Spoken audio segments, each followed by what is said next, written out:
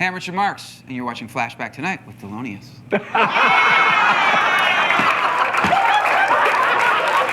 That's me. Live from beautiful North Hollywood, California, it's Flashback Tonight starring Delius. Tonight's guest has written some of the most iconic songs in rock history. Richard Marx is here. He's one of the most prolific songwriters of the 80s and the 90s. And literally any song he sings or writes, you can't get out of your head. Put your hands together for Richard Marx.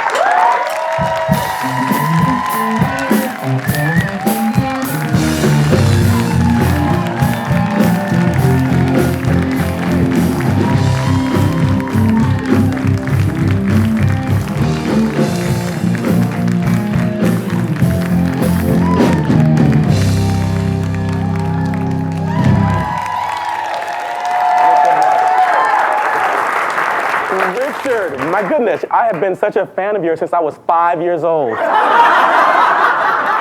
Wow. Hey, Richard, I'm going to be a total dick right now. Nice to meet you. It's just so weird. I don't know what it is. I have this really weird feeling of like deja vu. You too? Me too. Really weird. I guess we'll just go with it. Yeah. No, seriously, I've been such a fan of yours for a while because your singing style, your raspiness and your soulfulness, it like speaks to me, man. Who was your influences and how did you come up with this sound that is undeniably only you? Well, I mean, thank you. It's cool. He led with the "you're really old as fuck," and then he was like, "But no, you're soulful." So You can be old and soulful, no.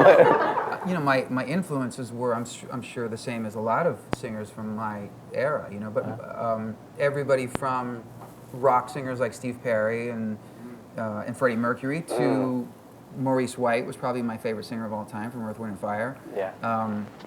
And I listened to all those guys, but I didn't really sort of develop a sound by any other means than touring nonstop. If you listen to my first album, I sound like a girl. I'm like, I have this really pure, high, you know, clear voice, but I hadn't done any gigs. So then you go out and beat the crap out of your voice for 2.5 years straight. The second album, it's like, I sound like Rod Stewart. You don't sound like Rod Stewart. You sound better than Rod Stewart. And I mean it as a compliment, because and when I was young, I don't know about you, but I always wanted to sound like different people, you know? And I always loved Rod Stewart and Bryan Adams and Joe Cocker and those guys with those kind of voices. And, you know, just be careful what you wish for. That's all I'll tell you. Yeah, but you're not just a singer, though. What makes you even that top of the line, echelon legend-wise, is you've written a lot of songs. Like your songs you've written for yourself, you can't get out of your head. And then you've written songs for other people that are just as amazing as that one. One of my favorites is from my what I call my musical god, which was Luther Vandross. He won a Grammy. Nobody better than Luther ever. Dance with My Father. How was that session? How was it working with Luther, and what led to that song? It really, God, I could talk about him all day long. Yeah. It started as a great friendship. You know, we met backstage in the early 90s at one of the American Music Awards. And I remember that night because he won and I lost. But we'd never met. I was a huge fan of his. We met backstage. We just hit it off. We exchanged phone numbers. And this is before cell phones and stuff, you know? So we would, when we'd be on tour, we would have each other's numbers in different hotels. And we'd call each other. We just became buddies, you know? And he would call me and go, "So what's on your room service menu?" You know, like that was our kind of conversation. Luther was like, "Room service? Yeah. I got duck coming. Exactly. I got to go to Exactly. So we became really good friends. And then it started with me asking him to sing background vocals on one of my records, which he was gracious enough to do, a song called Keep Coming Back. And then he asked me to write with him for an album he was doing. So we wrote a few songs together, and then he called me one day and he said, "I got this idea for a song called Dance with My Father," which is such a great title. Yeah. And so we wrote the song, and he went right into the studio and recorded it, and it was 10 days after he recorded it that he had this stroke that ultimately took him from us. But he did live to see us win the Grammy for Song of the Year. Yeah. And as much as I miss him, I just feel grateful that I knew him. And Yeah. I got to tell you guys, you guys all know who Luther Vandross was. Yeah, obviously. yeah. As talented as he was funnier and cooler as a guy. So if that tells you anything about what kind of man he was. Okay, man. Yeah, Luther was who I modeled my Oh, yeah, I vocal can sound see- I can after. totally It's see like that. he was it for me. Yeah. And music these days, it's like will there ever be another Luther? We've lost so many legends, actually. Yeah. I don't know if we're gonna find another Luther, or if we're gonna find another David Bowie, or another. I think we will. You think so? Yeah, I'm optimistic about it. Are you? Yeah. The way the music industry is going today, everything seems so processed. And I don't know that changed and- I don't know that anybody's ever going to have the chance to achieve what those guys did, because it's like the music business now is like another planet. It's like a totally different thing. But in terms of talent, in terms of somebody stepping up to a microphone and blowing our minds, I have to believe that there's like tons of those coming our way. Here's a question for you. With the way that the music industry signs their artists today, you've got to look right, not necessarily have the best talent, but just okay talent will fix in the studio. Do you think somebody like a Richard Marx would be signed in today's climate? Is that a bad thing? That's a legitimate question. Someone as talented as he is, but you don't see much of that these days, I mean, I think I would get signed just on my hair alone still.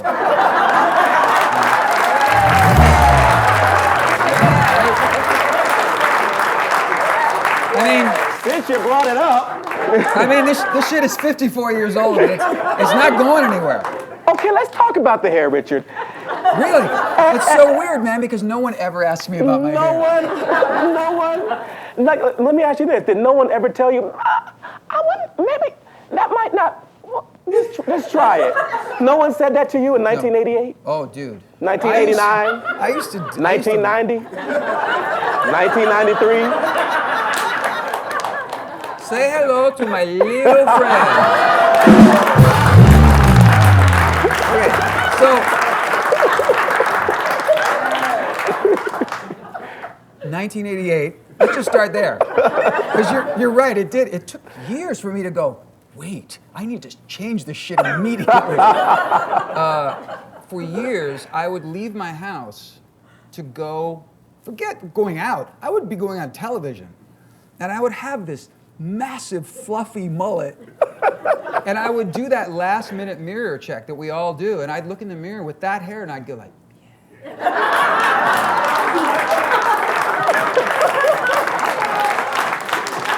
So check this out. So like maybe a dozen years ago, my sons are now in their 20s, but when they were teenagers, I came home one day. They had come home from school, and these little bastards, I have 3 sons, they all got together and they found pictures of me from the 80s, and they made a collage on the computer screen. So when I walked in, it was just this mullet collage of me. And my sons were like, nice hair, Dad. Well done. And nice clothes, too. Really nice leather fringe jacket. Oh, wow. Nice acid wash jeans, Dad. Did any of your kids ever go as you for Halloween? That'd be hilarious. Yes. I would do that. Yes, I have a picture. One of my sons actually went as me for Halloween. Before you came to the show, I did my little research on Richard Marx, and I found out some things that a lot of people don't know about Richard Marx, but I was like, I'm not sure if you know that. Well, of course you know this, but what you didn't know about Richard Marx is that Richard Marx is a badass. Richard Marx, 80's hair be damned, will kick your ass. Okay? So what is this story that I heard that some guy called you shameless and you said, oh yeah, meet me in the bar so I can kick your ass, and then you met him in the bar waiting to kick his ass? What? I was young and foolish. No, I don't even want to like bring attention to that guy. There was a guy, a columnist in Chicago where I was living at the time, and he just wrote some nasty crap. But it was, I don't care what anybody says about my music or, my hair or anything. But this guy actually, like, called my character into question. He's never met me, and it was like real personal. And it just caught me the wrong way on the wrong day. It was like, my mom lives in this town, my kids live in this town. And I got in touch with the guy and I went, I bet you wouldn't say that to my face, would you? And I said, here's where I'll be. What? So we both met up and he would not say it to my face. Did you see the guy before that? Because what if he was like The Rock or something like that? Or like, I would do my research first and be like, oh, I can take him. Meet me at 25 and what's called. Well, that occurred to me right before I was walking into the building. And then I thought, what if this guy kicks my ass? Right? But he was not going to kick my ass. And you know what? I proved my point because when he came face to face with me, he was all, like, oh, yeah, I didn't mean it. Of course. All right, Bad-Assery number 1. Bad-Assery number 2. Bad-Assery, that's a good. You like that? That's my next album title. Okay, you should do that. Bad-Assery. I only want 10%. Hollywood. Okay. Bad-Assery number 2. Richard Marx and his wife are at 40,000 feet on a Korean Airlines flight, and some dude starts acting up and fighting the whatchamacallit. And who comes to the rescue? Mr. Hold On to the Knights is beating the guy down. I'm like, can you imagine that guy's face when he's like, get off me, get up? Is that Richard Marx? Like, what? What was that about? Wrong place at the wrong time. Obviously for him. It was actually a really unfortunate situation that ultimately turned out to be okay. I was with my wife, it's like a year and a half ago, a little over a year ago. I had performed in Vietnam, and we were flying home, and we had to go through Seoul. And it's like a 5-hour flight from Hanoi to Seoul. 20 minutes in, the guy 2 seats over from us is clearly impaired and messed up and slaps the guy in the seat next to him who he doesn't even know. Right. And he's either, we weren't sure if he was drunk or high or both or just crazy or whatever. And he ended up going up towards the cockpit in the galley. Oh yeah, no. And the flight attendants were all young ladies. Mm-hmm. And they kept closing the curtain because they were embarrassed. They were trying to handle the situation. They were not equipped to handle the situation. But I could sort of see through the curtain. And the guy shoved the flight attendant. And I'm from Chicago, it's like, and nobody was doing anything. Right. And I honestly didn't know, is this now an incident where this guy is threatening everybody in the plane? Exactly, yeah. And it's all happening in freaking Korean. So I don't know what's happening. I don't know if the guy's just like, I want a martini right now. Right. I don't know. Right. But it didn't seem like that. It seemed like he was pretty crazy. But here's the thing: it was not the press, of course, completely exaggerated. I wasn't like Liam Neeson or anything like that. It was me Get off my plane. and a couple of other gentlemen in the cabin who I was like, help a brother out here. Right. And 2 or 3 of us, we subdued the guy, and we, did what anybody would do. Yeah. I wasn't some hero, but I did actually think, later on when the guy read, I was like, wait, the guy that wrote "Right Here Waiting" tied me to my chair? Can you imagine that? Yeah. It's not as Bad-Assery as number 3, but you were recently on Drop the Mic, where you went against Kenny G. And anyone who doesn't know the show, Drop the Mic, it's like a rap show where they go and they insult each other and they do their improv raps or so. Have you guys seen Drop the Mic? Yeah, it's hilarious. You've got to look that up. Did you write your own rhymes for that one, or how'd that work out? Because you said some pretty harsh things that sounded like they came straight from, knowing you now, it actually sounds like it came straight from You know me so well. Yes. Kenny G and I have been really good friends for about 25 years. Aw, man. He's one of my favorite people in the world, and he's really, really funny. So when they asked me to do that show, they said, we were going to pair you with whoever that you would choose, but we've also reached out to Kenny G, who actually said, if Richard's up for it, and I went, oh, this is perfect. Yeah. Because when Kenny and I are together, we give each other shit all the time. I bet. I can hear it now. Because we're pals, we love each other, so you could hurt the ones you love. You're like, you're a dick, Kenny, and he's like, exactly. So here's how it actually started. So he and I actually did a gig a couple of years ago in Tokyo, and it was a private show. And it was a pretty big deal. And so we're in the dressing room, and we're going up to the stage together. And it's Kenny, me, and a bunch of production people. So we pile onto this elevator. We go up to where the stage is, and we're all getting off the elevator. And Kenny's in the back. And I turn around, and he's about to get out, and he's got his sax. And I said, whoa, dude, stay right there. Because the lighting And so I said, somebody hold the elevator open. So the elevator's open, and I said, hold your set. So I take this picture of him, and I posted it on my social media, and I put, most redundant photo ever.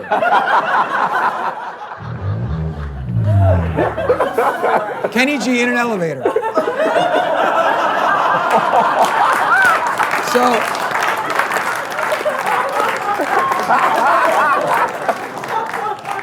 So you can imagine what happened when we did drop the mic. But yes, we wrote, initially we both got the scripts that they wrote, it was good, the writers are really good there.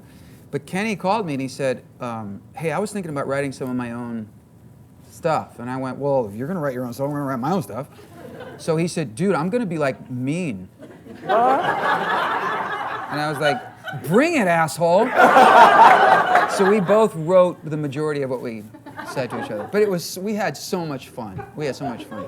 And the only reason, by the way, he beat me in the rap battle because Method Man, who's one of the hosts, leaned into me and he goes, dude, you clearly won. But he said, you're married to Daisy Fuentes. He said, I can't, you gotta lose this one. You gotta, and I went, okay, that's fine. And he looked at me, he goes, I mean, you kind of win anyway. Right? Yeah. Yeah, Daisy Fuentes. Y'all remember Daisy Fuentes from the 1980s? So how'd you do that? I have compromising pictures of her. Oh, okay. I have blackmail. Okay, okay.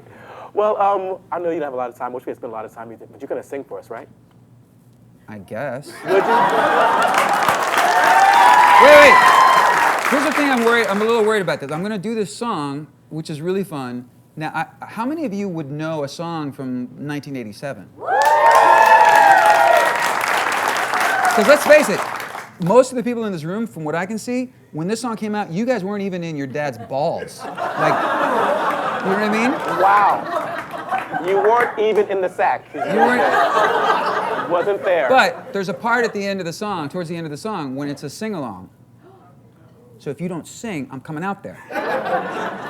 And I'm gonna, the airplane guy is gonna, forget him. Now, you weren't in your dad's balls at the moment, but with the title of how many times have you had a show where you've had a guest where you've said, so you weren't in your dad's balls at the moment? Am I the first? No, Carney Wilson was here.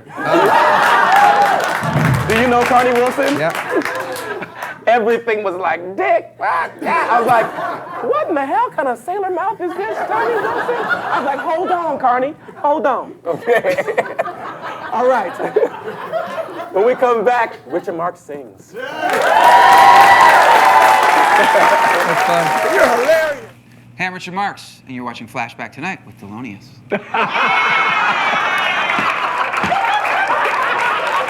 That's me.